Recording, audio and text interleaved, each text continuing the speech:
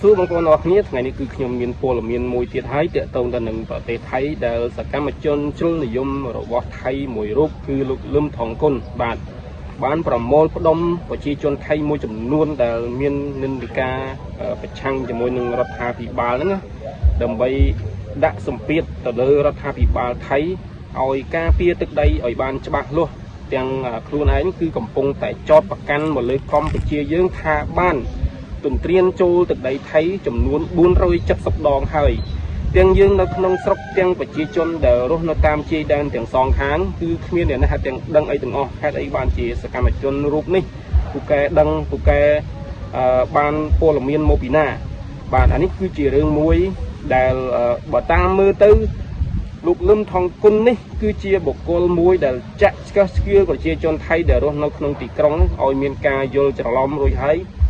ធ្វើបាតកម្មដើម្បីប្រឆាំងជាមួយនឹងរដ្ឋាភិបាលដែលនេះគឺជារឿងនយោបាយរបស់គេទេប៉ុន្តែវាពាក់ព័ន្ធជាមួយនឹងយើងដោយ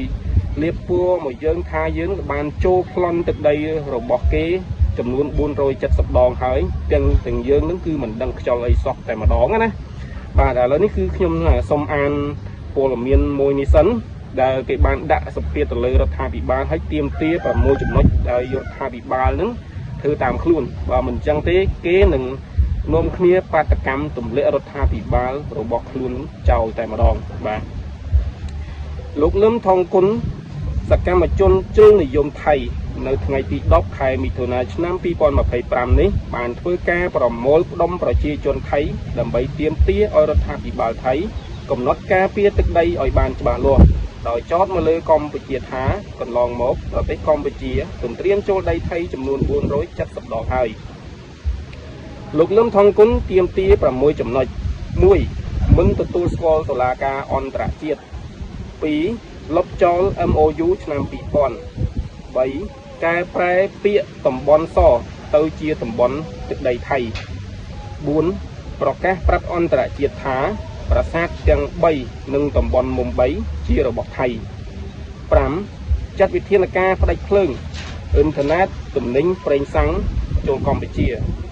6ប្រសិនបើមិនបានផលទៀតត្រូវប្រើកម្លាំងទ័ពបើរដ្ឋាភិបាលថៃមិនធ្វើតាមការទាមទារ6ចំណុចខាងលើនេះទេក្រុមលោកនឹងធ្វើបាតកម្មទម្លាក់តែម្ដងបាទហើយដែលសម្ពាធទាំង6ចំណុចនេះរដ្ឋាភិបាលថៃរបស់ខ្លួនគឺពិបាកនឹងដោះស្រាយពិបាកនឹងទទួលយកហើយបាទពីព្រោះថាសិតតែជាចំណុចមួយមិនមែនជាចំណុចដែលថាអាចរដ្ឋាភិបាលថៃនេះគឺអាចធ្វើបានទេបាទទាមទារនឹងការដូចថាលុប MOU ឆ្នាំ2000ក៏ដូចជាកែប្រែតំបន់សនឹងឲ្យទៅជាដីថៃណានឹងគឺជារឿងមួយដែលមិនអាចធ្វើបានទេបើសិនជារំលោភមកចូលខំកម្ពុជាហ្នឹងគឺទី1គឺរំលោភទៅលើច្បាប់អន្តរជាតិទី2គឺអាចនឹងមានសង្គ្រាមទុះឡើងប្រដាប់អាវុធទុះឡើងជាលក្ខណៈទ្រង់ទ្រាយធំនឹងតែម្ដងអញ្ចឹងរដ្ឋាភិបាលទាំងពីរសប្តាហ៍ថ្ងៃនេះគឺកំពុងតែរកដំណោះស្រាយដោយសន្តិវិធីដោយបញ្ជាឲ្យផុតពីសង្គ្រាមពីការបង្ហូរឈាមដាក់គ្នារវាងគ្នានឹងគ្នាណាបាទដោយសារតែរដ្ឋាភិបាលទាំងពីរគឺគិតពីអាយុជីវិតប្រជាពលរដ្ឋគិតពីការអភិវឌ្ឍរបស់ប្រទេសជាតិរៀងៗខ្លួនហើយក៏គិតអំពីអាយុជីវិតរបស់ទ័ពរៀងៗខ្លួនដែរ